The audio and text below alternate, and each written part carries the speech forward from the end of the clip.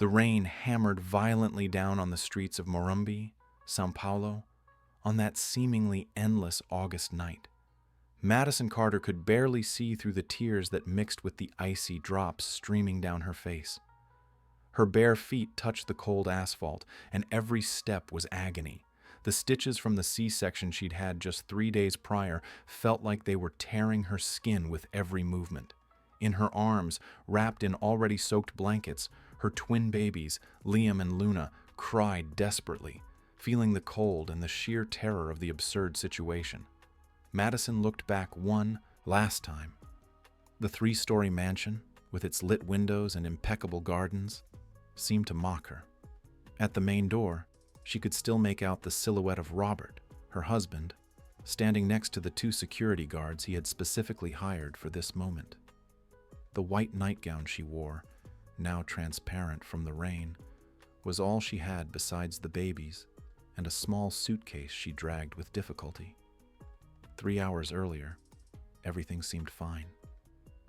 Madison had just finished feeding the twins when Robert walked into the room with an expression she had never seen before. Absolute coldness. He didn't yell. He didn't raise his voice. He simply said the marriage was over and that she needed to leave immediately. Madison, still weak from childbirth, tried to argue, tried to understand what was happening. That's when he uttered the words that completely shattered her. "You've always been dead weight, Madison. I married you out of pity. A poor girl from rural Alabama, no family, nothing. I thought I could mold you, turn you into something useful. But you never stopped being that scared little girl who showed up here 5 years ago." Madison remembered perfectly how she had met Robert. She was working as a receptionist at a luxury hotel in Birmingham, trying to save money for business school.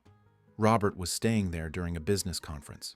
He was kind, attentive, interested in her story. He told her about his own challenges, about how he had built an import-export company from the ground up. For 6 months, they kept in touch long distance.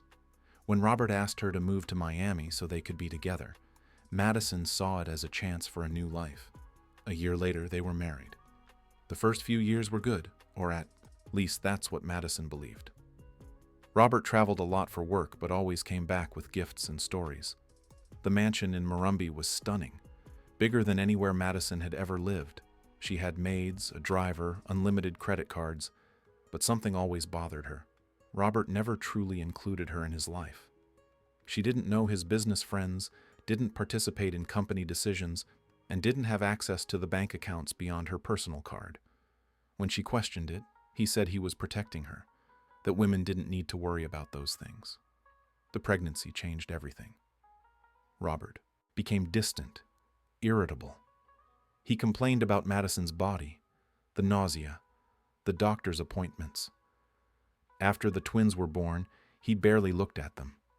Madison attributed everything to work stress, to the debts he occasionally mentioned. She never imagined this night would come. The final humiliation came when Julianne showed up at the door. Julianne Costa, Robert's personal assistant, a tall woman with perfectly styled blonde hair, wearing a turquoise silk robe. Madison recognized that robe immediately. It had been a Christmas gift from Robert the previous year, wrapped in gold paper with a red bow. Madison had only worn it twice before the pregnancy, when she could still fit into it. "What a shame, Madison. Truly a shame," Julianne said, with a smile that didn't hide her satisfaction. "But you understand, don't you? Robert needs a woman who is his equal, someone who understands the business world, who can be a real partner. You were always just a little doll to show off." Madison wanted to scream, wanted to rip that robe off the woman's body, wanted to fight, but her arms were busy holding her children, and her strength was gone. The security guards were already grabbing her suitcase, tossing it down the stairs. Robert lit a cigar, the same kind he smoked on special celebrations, and waved his hand as if dismissing an incompetent employee. "Oh, and Madison, don't try anything stupid. All the assets are in my name. The house, the cars, the accounts. You don't have a dime to your name. If you try to sue me, I'll prove you're an unstable mother, and I'll take the children too. Better accept your situation and disappear from my life."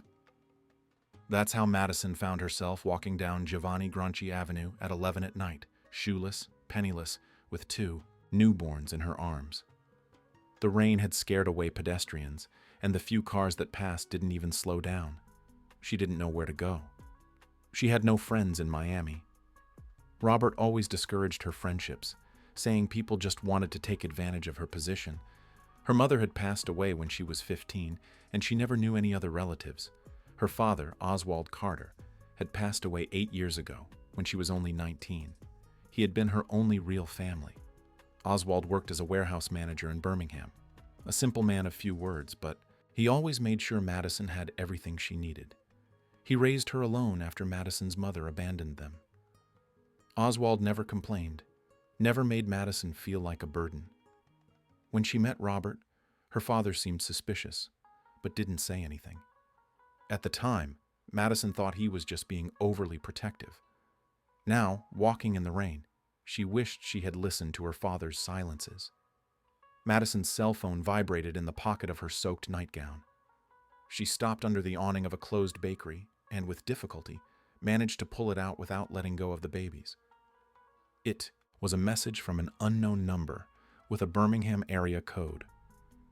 The text was short and disturbing. "Madison, don't trust anyone. Watch the attached video now. Everything you need to know is here. Your father always protected you, even after he left." With trembling hands, Madison opened the video file.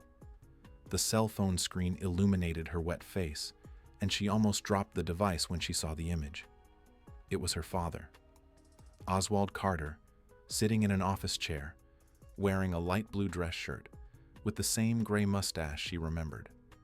The video was dated 8 years prior, just days before his passing. "My dear Madison, if you are watching this, it's because the worst has happened. Robert has shown his true colors. I always knew this day might come." Oswald began, his voice firm but heavy with sadness. "I need to tell you the truth about me, about my life, and about what I prepared to protect you." Madison leaned against the cold bakery wall, the tears now falling for different reasons. Her father's voice, which she hadn't heard in so long, felt like an impossible embrace in that moment of absolute despair. "I was never just a warehouse manager, Madison. That was my facade, my disguise. In reality, I worked for 30 years as a wealth protection specialist for very wealthy families. My job was to create complex legal structures, secret trusts, to protect fortunes from greedy people and opportunistic marriages. When you met Robert, I did a full background check on him. I discovered many things, daughter, many bad things." Madison held her breath. The twins had stopped crying and were now sleeping, exhausted, protected by their mother's body heat. Robert didn't build any company from scratch.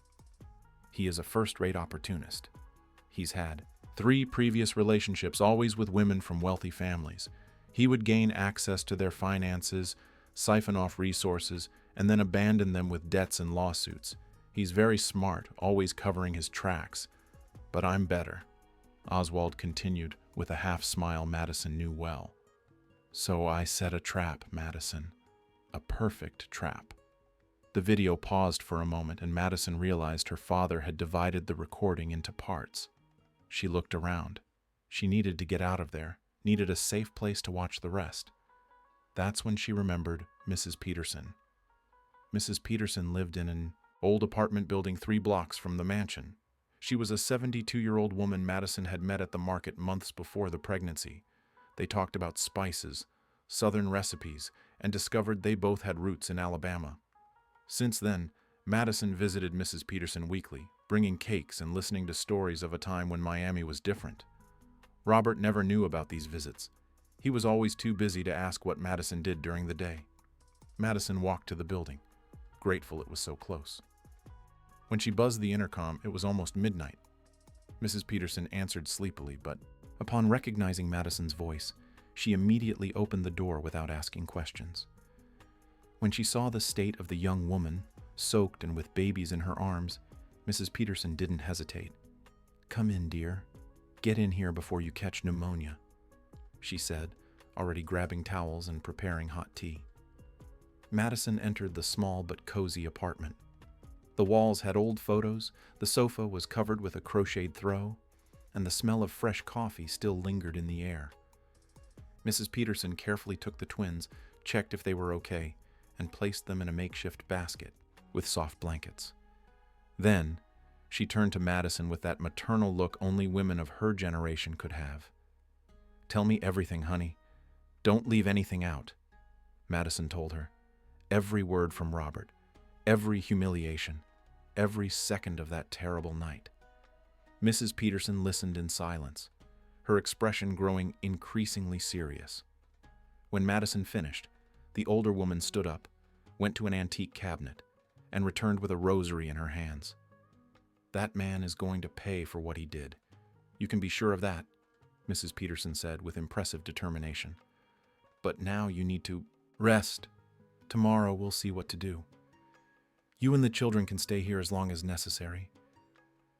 Madison bathed, put on a borrowed nightgown from Mrs. Peterson that smelled of lavender, and finally had time to watch the rest of her father's video. Sitting on the guest room bed, with the twins sleeping beside her, she pressed play again. Oswald's image reappeared on the screen. He now had some papers in his hands, documents he flipped through as he spoke. "Madison, everything Robert thinks he owns actually belongs to you. The mansion, the bank accounts, the companies, the investments, everything. When he married you, I had already set up a complex legal structure. I created a trust fund in the name of an offshore company based in the Cayman Islands. That company owns another company in Uruguay, which in turn owns a Brazilian holding company. And the sole real beneficiary of this entire chain is you, my daughter." Madison was speechless. It made no sense. How was it possible? Robert always said everything was in his name, that he had built that wealth alone. "Robert received fake documents when you got married," Oswald explained, as if reading his daughter's mind. "He believes he is the legal owner of everything, but the true documents, registered and authenticated, are elsewhere. He is merely a temporary manager, an administrator with no real power. And the best part, Madison, is the clause I included." Oswald leaned forward, his eyes shining with a mixture of sadness and satisfaction. "If he ever throws you out of the house, if he abandons you and your children, if he shows his true face, automatically all the assets are reverted to your name. Immediately. No bureaucracy, no chance for appeal. The eviction that happened today activated that clause. You just need to find Dr. Helena Mendez. She is a lawyer. She was my partner for years in wealth protection cases. She has all the original documents, all the proof. Her office is on Paulista Avenue, number 1842, suite 1505. Madison paused the video. Her hands were shaking. Was this real? Could it really be true? Part of her desperately wanted to believe it, but another part was afraid it was just a cruel dream, an illusion born of despair. Oswald continued the video, his voice now softer, more emotional. "I know you must be scared, confused, maybe even doubting if this is real. But it is, my daughter. Every word I'm saying is absolutely true. I spent 15 years preparing this, ever since you were 4 years old and your mother left us. I knew I needed to ensure you would never be at anyone's mercy, that you would never go through what I saw so many other women go through in my work. Smart, good women, destroyed by men who only wanted their money." A tear rolled down Madison's face. Her father had done all this for her. All those years when she thought he was just a simple manager, he was actually building an invisible fortress around her. "There's one more thing you need to know," Oswald said, his expression growing even more serious. "Robert doesn't know it, but I discovered he was already siphoning money from the company accounts. Thinking it was his, he started transferring funds to overseas accounts, to hide from you in case of a separation. But since the money wasn't his to begin with, this is technically embezzlement. Dr. Helena has all the proof, all the transfer records. If he tries to fight, you have more than enough ammunition to destroy him." The video showed Oswald standing up, walking to a window, Sunlight streamed through the curtain, illuminating his tired face. Madison, I know I won't be here to see you use this protection I built. My health isn't good, and I know my days are numbered. But I want you to know that every second I spent planning this was worth it. You are my greatest achievement, my daughter. Not the money I saved, not the structures I created, but you, the strong, intelligent, and kind woman you have become. And now, you are going to show this Robert who you really are. Don't let him diminish you. Don't let him make you believe you are less than you truly are. I love you, my daughter. Always have and always will. The video ended. The screen went black. Madison hugged the cell phone to her chest and cried silently so as not to wake the babies. She cried for her father's passing, for the pain of Robert's betrayal, for the relief of knowing she wasn't completely helpless. She cried until she had no more tears left. The next morning, Mrs. Peterson prepared a hearty breakfast. Warm biscuits, butter, fresh, cheese, filtered coffee, cornmeal cake. Madison ate like she hadn't eaten in weeks.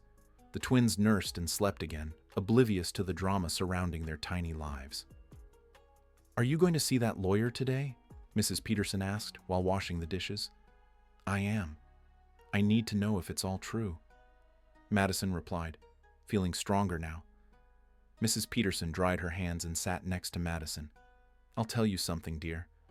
I had a marriage similar to yours. My first husband was exactly like your Robert. Handsome, charming, a liar. When I found out who he really was, I had nothing. No protection, no lawyer, no money saved. It took me years to recover. That's why when you told me everything yesterday, my heart ached. But now, knowing your father protected you like this, I am sure you will succeed. You won't go through what I went through." Madison hugged the older woman, feeling for the first time since the eviction that maybe, just maybe, things could work out. At 10 in the morning, Madison was in front of the commercial building on Paulista Avenue. It was a modern building, all mirrored glass with an imposing lobby. She was wearing borrowed clothes from Mrs. Peterson, which were a bit loose but presentable. The twins were in a double stroller that the neighbor had also lent, an old but functional model. Suite 1505 had a discreet plaque on the door. Helena Mendez, Corporate and Wealth Law. Madison took a deep breath and rang the bell. A young secretary answered and, upon hearing Madison Carter's name, her eyes widened. "Dr. Helena is expecting you," the young woman said with a deference Madison didn't understand. "Please, come in." The office was elegant but sober, walls covered with legal books, a few abstract paintings, a huge hardwood desk, and behind that desk was Helena Mendez, a woman of about 50, black hair pulled back in an impeccable bun, wearing a gray suit and red-framed glasses. She stood up as soon as Madison entered and walked toward her with a warm smile. "Madison, finally. Your father made me promise I would take care of you if this day came. I honor my promises." Helena Mendez took the twins in her arms with surprising familiarity, making funny faces that made Liam giggle. She indicated for Madison to sit in a comfortable armchair and asked the secretary to bring water and cookies. "Your father was one of the most brilliant men I have ever known," Helena began, still holding Luna. "We worked together on dozens of cases over 20 years. He had a unique ability to predict behavior, to understand human nature. When he approached me 15 years ago and said he needed to create protection for his daughter, I didn't ask questions. I simply trusted him." Madison took a sip of water, still processing everything. "So it's true? Everything he said in the video is true?" Helena smiled and walked to a built-in safe. In the wall, she typed a long code and took out a thick folder full of documents. Every word. "The structure your father created is absolutely solid, impenetrable. Robert Almeida Santos believed for 5 years that he owned an empire. In reality, he doesn't even own the rug in the living room. Everything, absolutely everything, belongs to the trust fund of which you are the sole beneficiary." Madison was stunned. The complexity of it all was impressive. How did he manage to fool Robert for so long? Helena sat in the chair next to Madison, handing the babies back to her. Your father was a master at creating parallel documents. When Robert married you, he received a series of documents that looked absolutely legitimate: contracts for the purchase and sale of the mansion, company registrations, bank statements. Everything perfectly forged, but with the appearance of authenticity. These documents showed Robert as the legal owner of everything. And because he never suspected, he never sought to verify with official agencies. He simply believed. And how did my father manage to do all this without anyone noticing? Your father used the money he earned over 30 years working for millionaire families. He invested in legitimate offshore companies, created layers of legal protection, bought properties through trusted proxies. When Robert came into your life, your father bought the Morumbi mansion in the name of the holding company. Then, he gave Robert fake documents saying he was the buyer. Robert paid a symbolic down payment thinking he was financing the property. In reality, he was just paying rent without knowing it. Madison was amazed. And the import-export companies? Do they exist? They exist, but they don't belong to him. The companies were created by your father as legal structures. Robert was hired as a manager, receiving a generous salary but with no real ownership. The company profits went directly to the trust fund. Robert thought he was building an empire, when in fact he was just managing someone else's assets. Helena opened another folder, this one with recent bank statements. And here's the best part.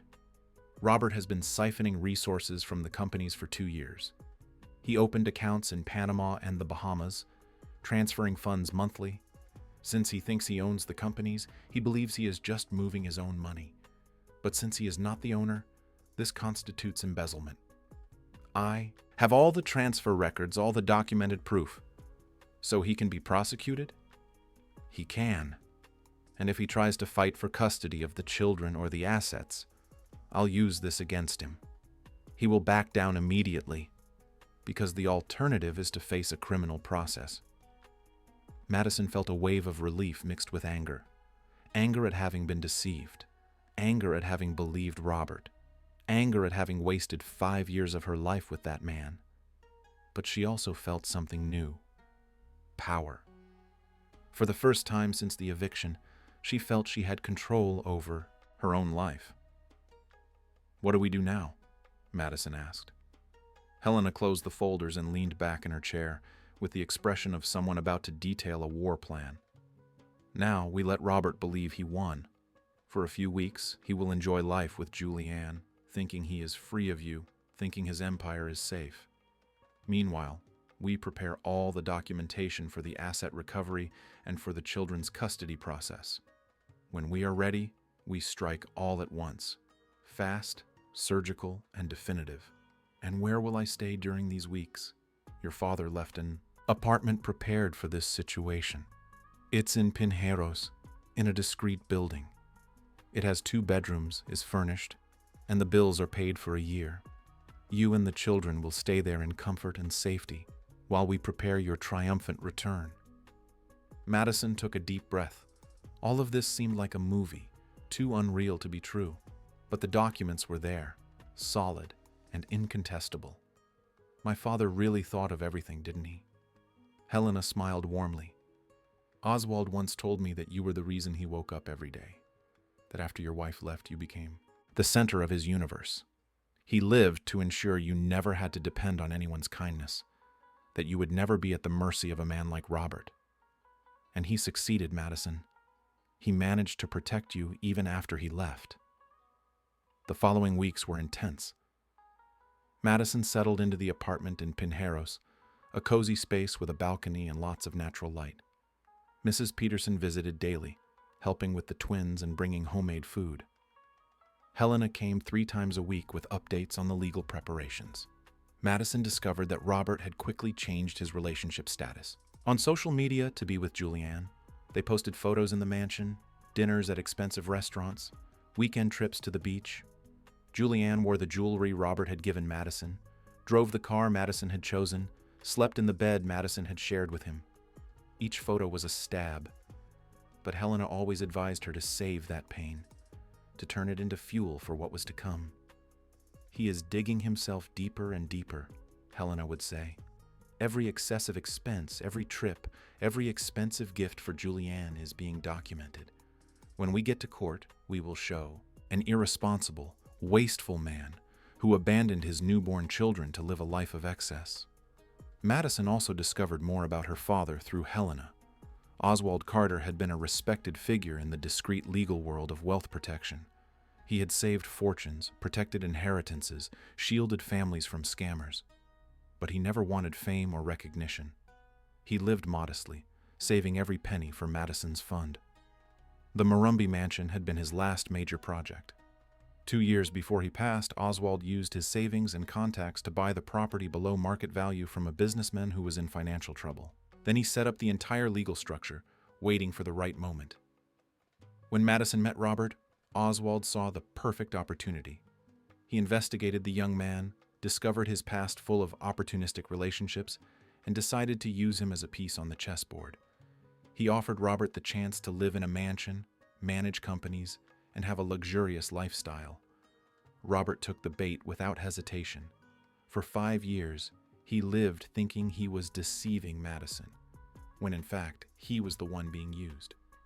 3 weeks after the eviction, everything was ready. Helena scheduled the repossession of the mansion for a Tuesday at 10 in the morning. She chose the time purposefully, knowing Robert would be home because on Tuesdays he had meetings with the accountants, meetings that took place in the mansion's office. Madison was nervous on the morning of that day. She wore a navy blue suit that Helena had bought for her, tied her hair in an elegant ponytail, and put on a red lipstick that Mrs. Peterson insisted she wear for luck. The twins stayed with the neighbor, who promised to care for them as if they were her own grandchildren. On the way to Morumbi, Helena reviewed the final details. The court officer is already on the way. The police, too, just as a precaution in case Robert tries anything stupid. You have all the original documents, all the proof. When he opens the door, you don't need to yell. You don't need to curse. Just be firm, be dignified, and show that the power has always been yours. The car parked in front of the mansion. Madison felt a tightness in her chest, seeing the house again, but quickly composed herself. Helena rang the doorbell. It was Julianne who answered, wearing a yellow summer dress and an expression of surprise that quickly turned into contempt. "What do you want here? Did you come to beg to come back?" Julianne said, laughing. Madison didn't answer. She just waited for the court officer, a tall man in an impeccable uniform, to step forward. "Mrs. Julianne Costa and Mr. Robert Almeida Santos, I have here an immediate eviction order issued by the Civil Court of São Paulo. You have 2 hours to leave this property with your personal belongings." Julianne turned pale. Robert came running from the living room, wearing only shorts and an open shirt, his hair disheveled. "What kind of joke is this?" he shouted, snatching the papers from the officer's hand. "This house is mine. I have the documents. I have everything registered." Helena stepped forward, her voice calm but sharp as glass.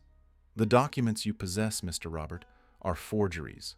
Very well made, I must admit, but forgeries. The true documents, registered in the notary's office, recognized by the IRS and the central bank, are here, and they prove that this property belongs to a trust fund whose sole beneficiary is Madison Carter. It always has. You were never the owner of anything." Robert began to flip through the papers the officer had handed him. Madison saw his expression change as he read. First disbelief, then confusion, finally panic. "This is not possible. This is some kind of fraud. I'm going to sue you. I'm going to—" "You can try," Helena interrupted, opening her own folder. "But before that, perhaps you'd like to see this." She extended a series of bank statements. Robert took the sheets with trembling hands. "These are the transfers you made to accounts in Panama and the Bahamas over the last 2 years. In total, they amount to 8,400,000 Rs. Since this money belonged to the fund, not to you, these transfers constitute embezzlement, a crime that can send you to jail for up to 12 years.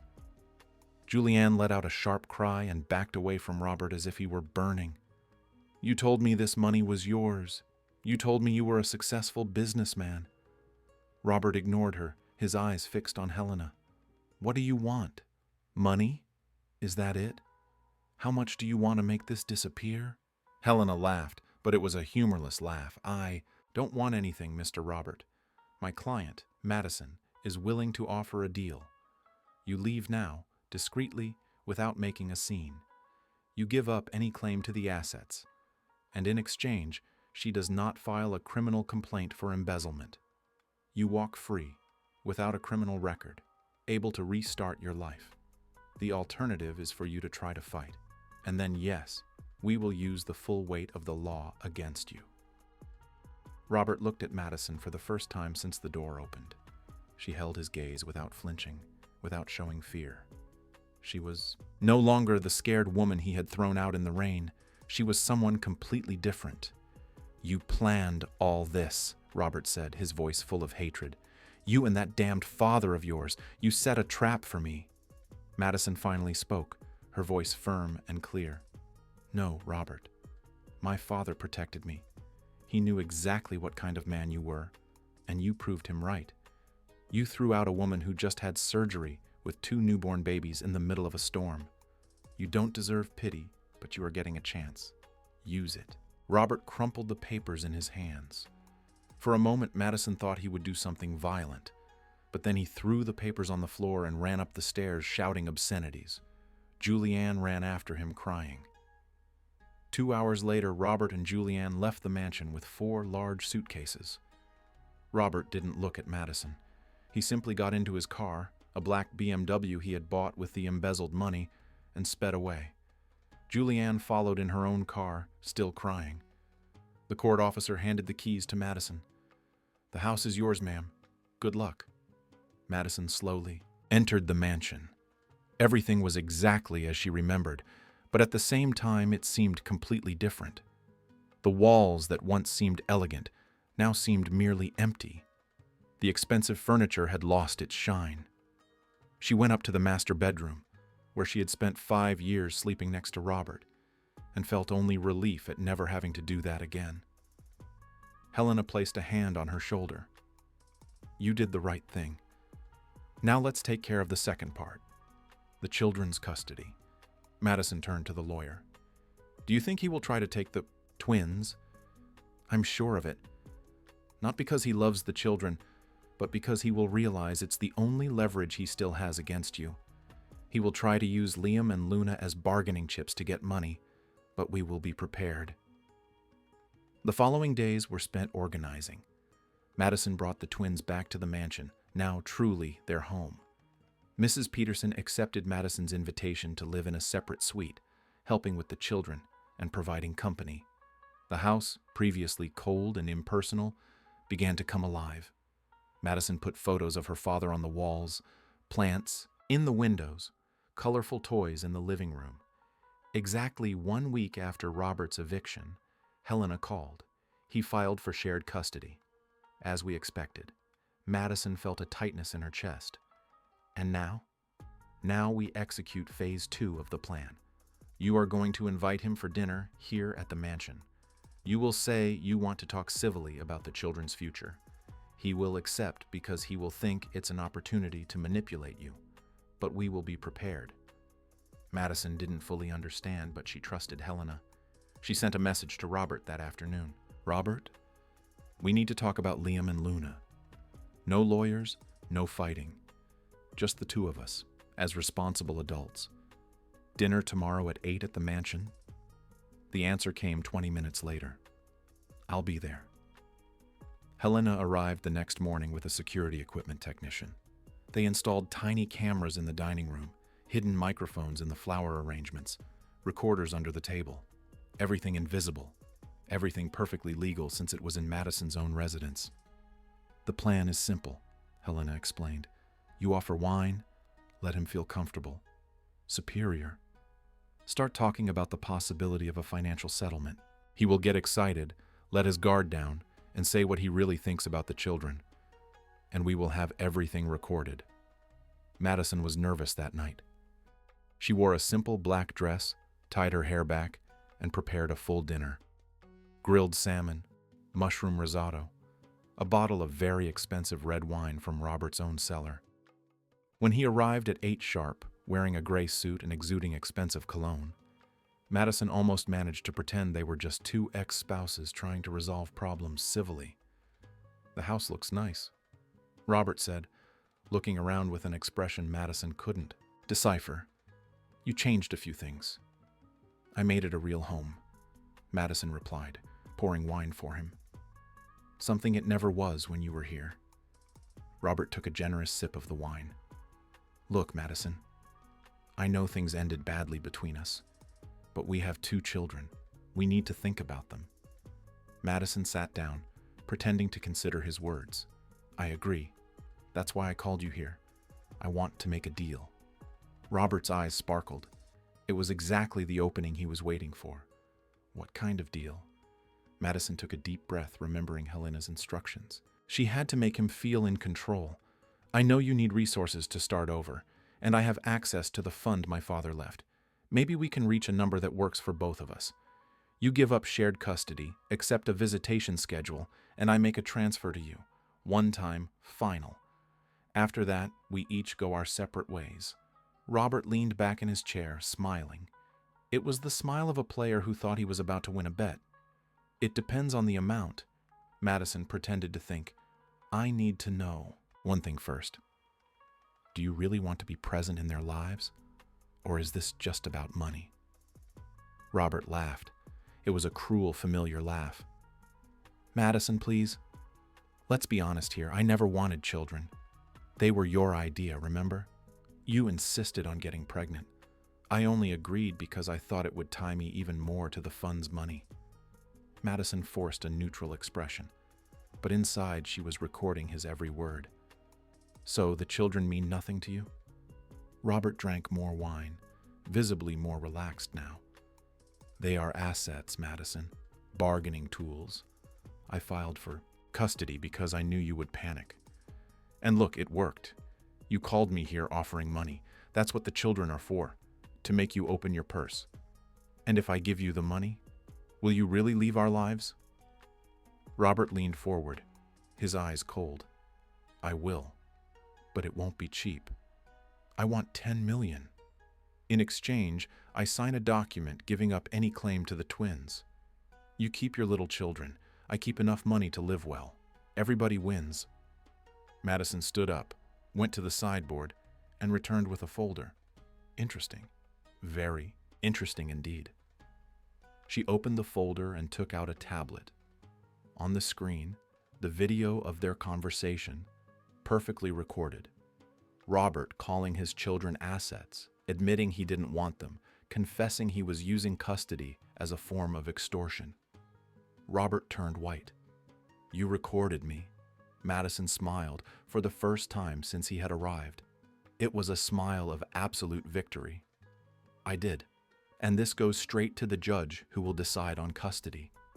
Do you think you have a chance now?" Robert stood up abruptly, knocking over his chair. His expression oscillated between rage and terror. "You can't use that. I didn't authorize this recording. That's illegal."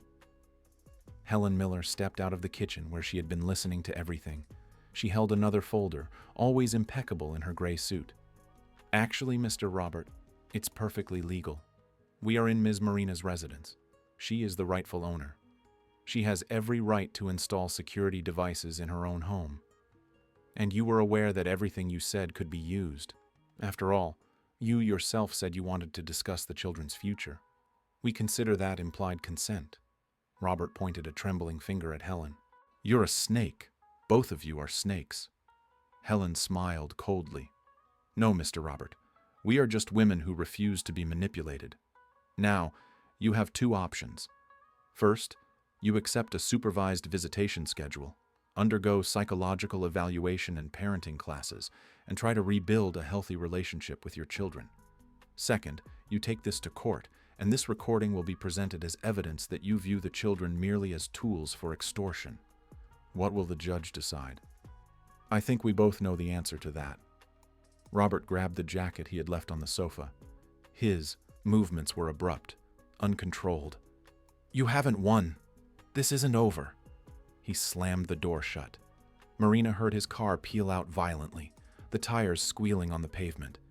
She sat down again, her legs shaking from the adrenaline. "You did great," Helen said, placing a hand on her shoulder. "I know that was hard, but now we have exactly what we needed." The court hearing was scheduled for 3 weeks later. Marina was at the courthouse at 9 in the morning, wearing a conservative navy blue suit, her hair pulled back, projecting the image of a serious, responsible mother. Helen was by her side, accompanied by 2 associate lawyers carrying voluminous folders of documentation. Robert arrived 15 minutes late, wearing a wrinkled black suit and accompanied by a lawyer who looked like he'd been hired in a rush. He avoided looking at Marina. The judge was Judge Eleanor Hayes, a woman in her early 50s, known for her rigid demeanor and impatience with legal games. She examined the case files in silence for a few minutes, the only sound in the room being the turning of pages. "Very well," she finally began, taking off her glasses and looking directly at Robert. "Mr. Robert Santos, you are petitioning for joint custody of the twins, Luke and Luna Carter Santos, is that correct?" "Yes, Your Honor," Robert replied, trying to sound confident. "And can you tell me why you believe you are entitled to this custody, considering you kicked the children's mother out of the house 3 days after a C-section, in the middle of a storm, without any support or resources?" Robert's lawyer stood up. "Your Honor, my client was going through a moment of emotional stress. He acknowledges that he acted impulsively and is remorseful, but that doesn't change the fact that he is the children's father and has a legal right to participate in raising them." The judge looked at Helen. "Counselor Miller, would the defense like to make a statement?" Helen calmly stood up, picking up a tablet. "Your Honor, I would like to present some evidence that I believe is relevant to this decision." Over the next 40 minutes, Helen presented everything. The structure of the trust fund created by Oswald Carter, documents proving Robert never owned anything, the history of illegal transfers to offshore accounts, testimony from the neighbor Mrs. Rodriguez about the state Marina arrived in that stormy night, medical photos showing the still fresh C-section stitches, and finally, the dinner recording. Robert's voice filled the courtroom, clear and undeniable. "They are assets, Marina. Bargaining chips. I filed for custody because I knew you would panic. That's what the kids are for, to make you open your wallet." The silence that followed was absolute. The judge wore a barely concealed expression of disgust. Robert's own lawyer looked like he wanted to disappear. "Your Honor, I can explain," Robert began, his voice failing. "I was nervous. I drank too much. That's not what I really meant." The judge raised her hand, silencing him. "Mr. Santos, in my 23 years as a magistrate, I have seen many fathers who were unprepared for parenthood. I have seen men who made mistakes due to immaturity.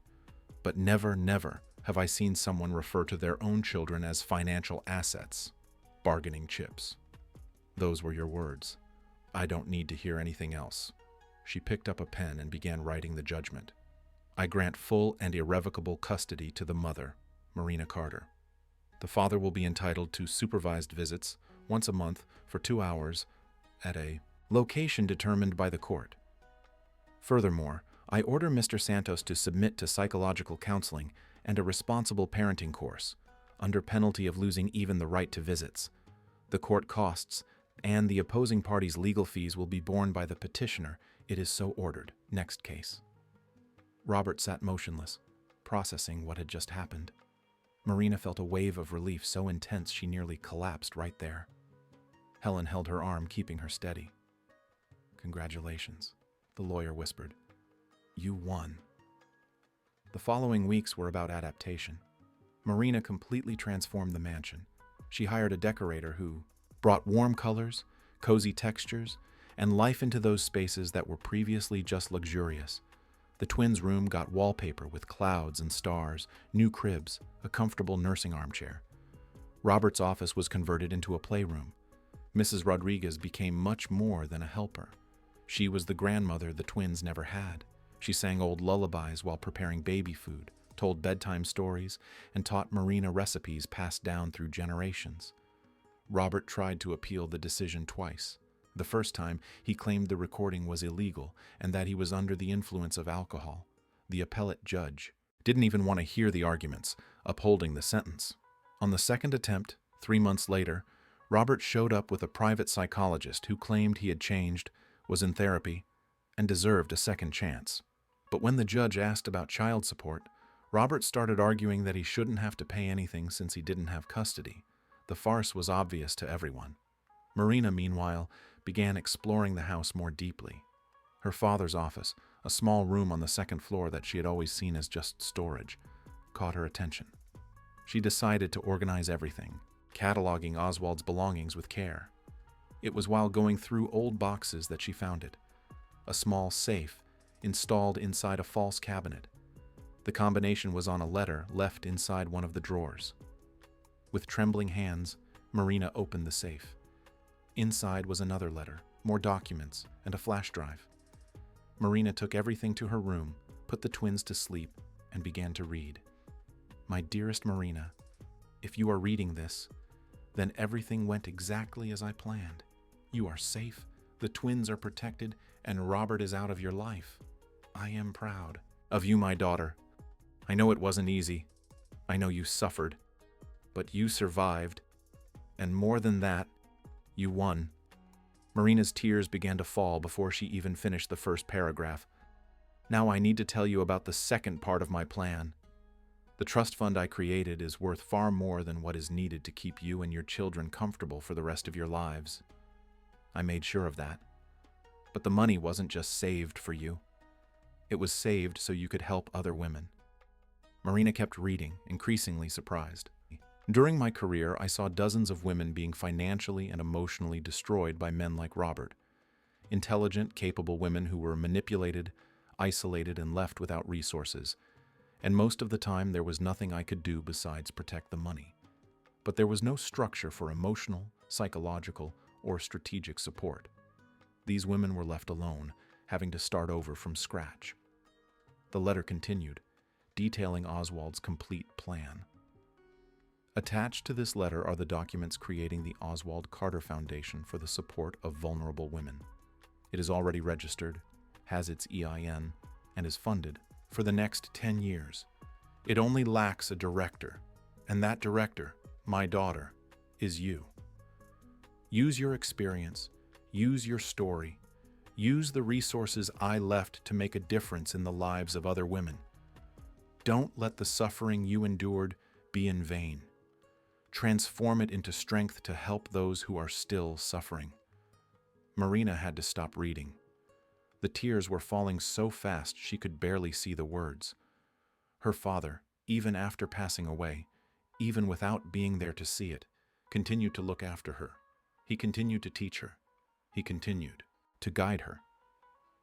She opened the flash drive on her laptop. Inside was a complete presentation about the foundation. Detailed budgets, operational strategies, partnerships with law firms, psychologists, and social workers. Oswald had thought of everything, absolutely everything. The next morning, Marina called Helen. I need your help with one more thing, Marina said. My father left a foundation to help women like me, and I want to get it up and running. Helen arrived at the mansion 2 hours later, accompanied by 2 of her partners. They met in the dining room, now transformed into a bright, welcoming space, and Marina presented all the documents her father had left. This is extraordinary, Helen said, flipping through the papers with admiration. Oswald truly thought of every detail. The legal structure is impeccable, the funding is solid, the partnerships are already mapped out. All that's left is to operationalize everything. And how long would that take? Marina asked. Helen looked at her partners, who exchanged a few quiet words. With total dedication, 3 months to get the headquarters operational, the teams hired, and the first cases underway. Marina took a deep breath. Then let's make it happen. The next 3 months were intense. Marina divided her time between caring for the twins, who were now 6 months old and starting to recognize voices and faces, and structuring the foundation. Helen recommended an experienced administrator, Carla Jenkins, who had worked in NGOs for 15 years. Together, they transformed Oswald's plans into reality. The Oswald Carter Foundation headquarters was set up in a commercial building downtown, near the subway, making access easy. It had 4 floors, each with a specific function. Ground floor, reception and initial screening. First floor, legal team with 5 female lawyers specializing in family and asset law. Second floor, psychologists, social workers, and therapists. Third floor, professional training courses, financial autonomy workshops, and meeting rooms. The Foundation's proposal was revolutionary. It wasn't just about offering free legal assistance, although that was fundamental. The idea was to give women comprehensive tools to rebuild their lives. Psychological support to deal with trauma, professional training to ensure financial independence, aggressive legal strategy to protect assets and secure rights.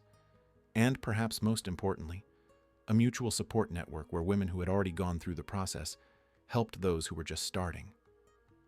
Marina gave the first interview about the foundation to a local newspaper 6 months after its inauguration.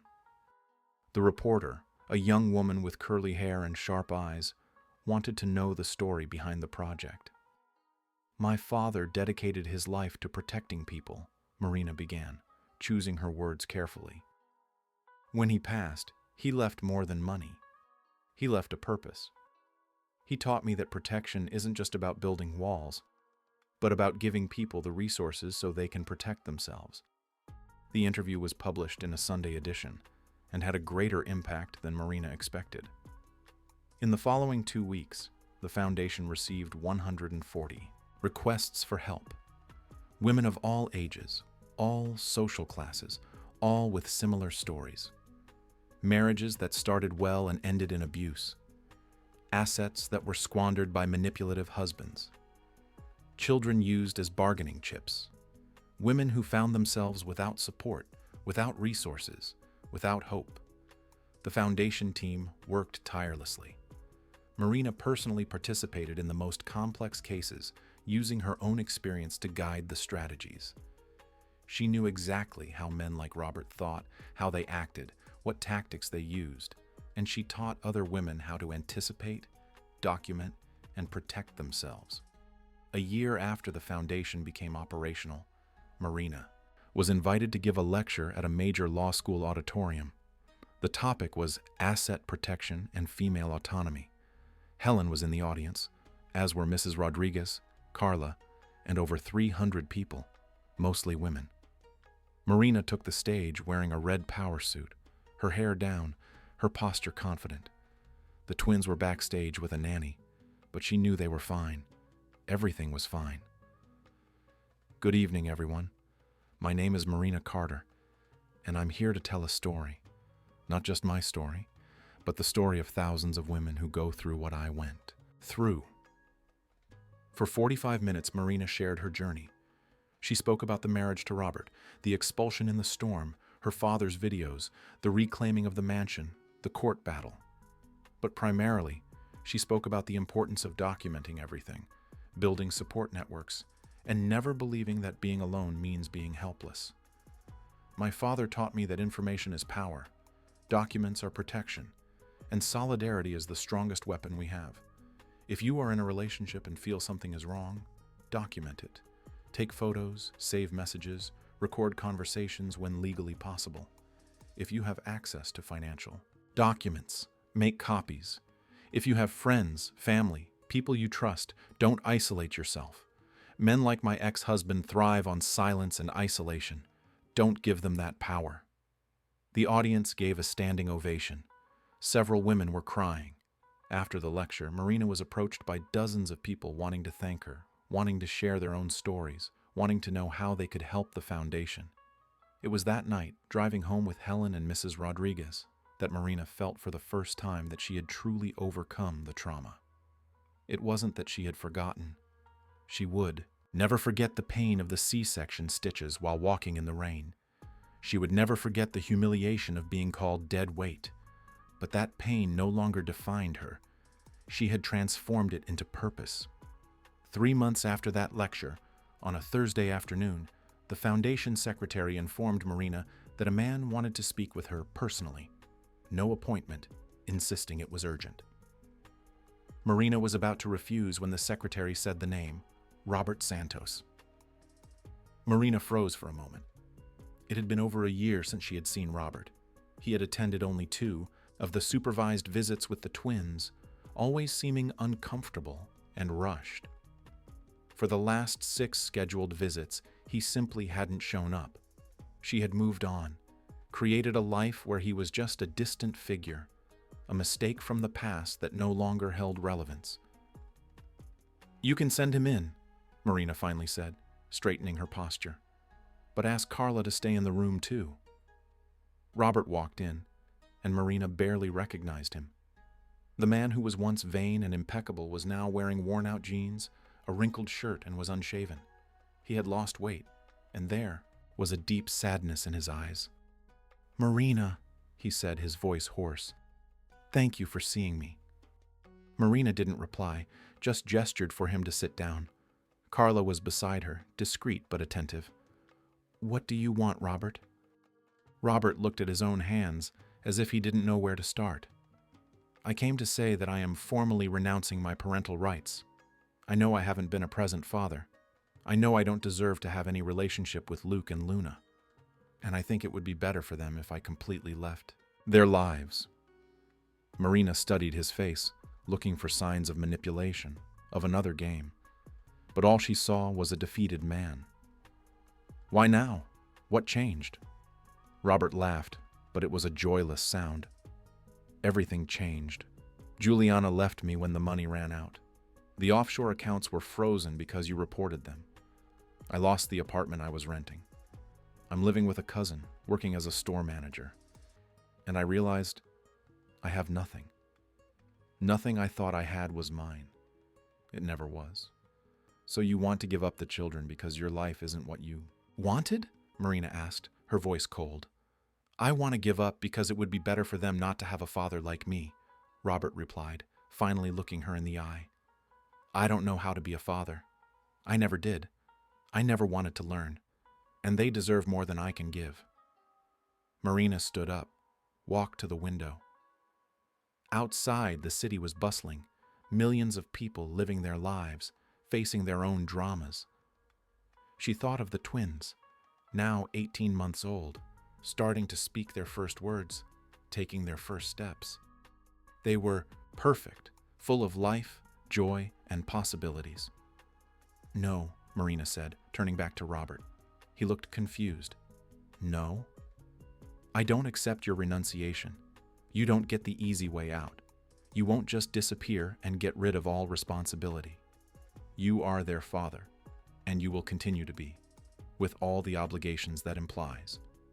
Robert opened his mouth to protest, but Marina continued. "You will resume supervised visits. You will go to therapy for real this time. You will pay child support, even if it's a symbolic amount proportional to what you earn. And you will show up in their lives, not when it's convenient for you, but when they need you. Because you know what, Robert? I won't let my children grow up thinking they were abandoned, that they weren't worthy of their father's love. They will have a present father, even if he's an imperfect father, and you are going to learn how to be that father." "But I don't know how—" "Then learn," Marina interrupted. "You have resources, you have intelligence, you have capability. Use all of that to be better. Not for you, but for Luke and Luna. They didn't ask to be born. They didn't ask for complicated parents, but they deserve parents who try, and you are going to try." Robert remained silent for a long moment. Marina saw the conflict on his face, the part that wanted to run fighting against the part that, perhaps for the first time, was actually listening. "What if I fail?" he finally asked, his voice barely a whisper. "Then you'll have to try again," Marina replied.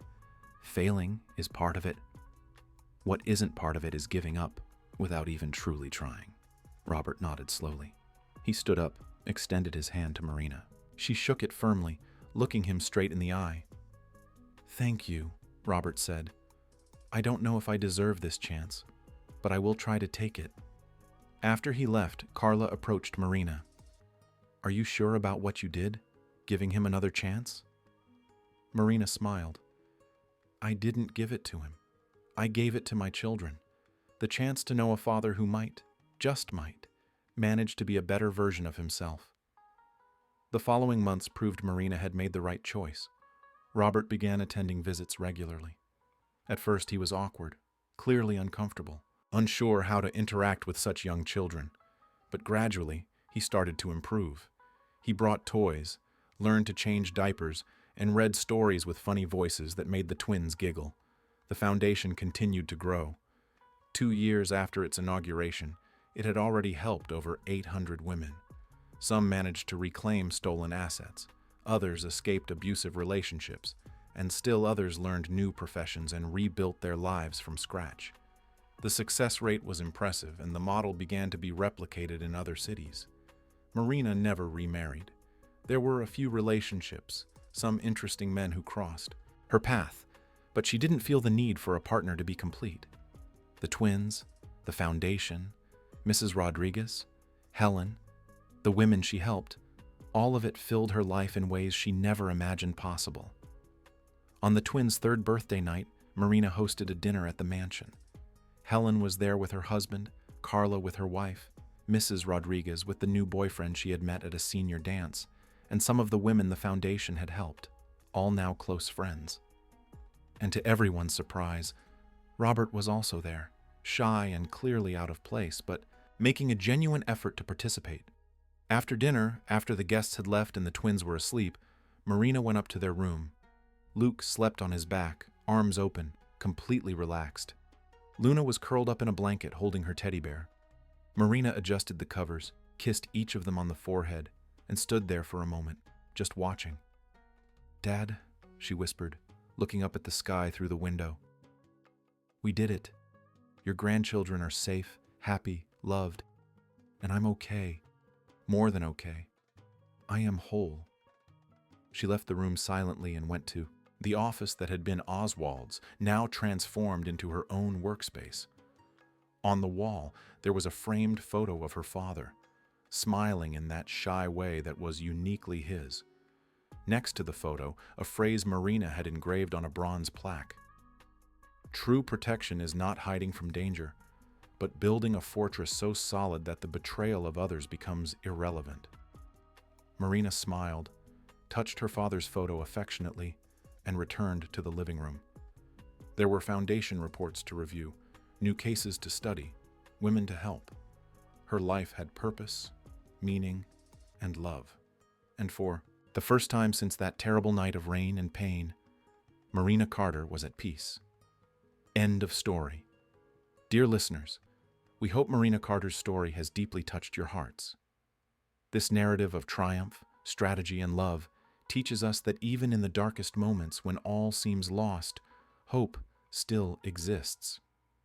Marina transformed her greatest pain into her greatest purpose, showing us that true strength comes not from revenge, but from the ability to rebuild and help others do the same. If this story resonated with you, we invite you to subscribe to our channel, where every day we bring unique stories that explore the complexity of life, the twists of fate, and the incredible resilience of the human spirit. Leave a like on this video so more people can discover Marina's inspiring journey.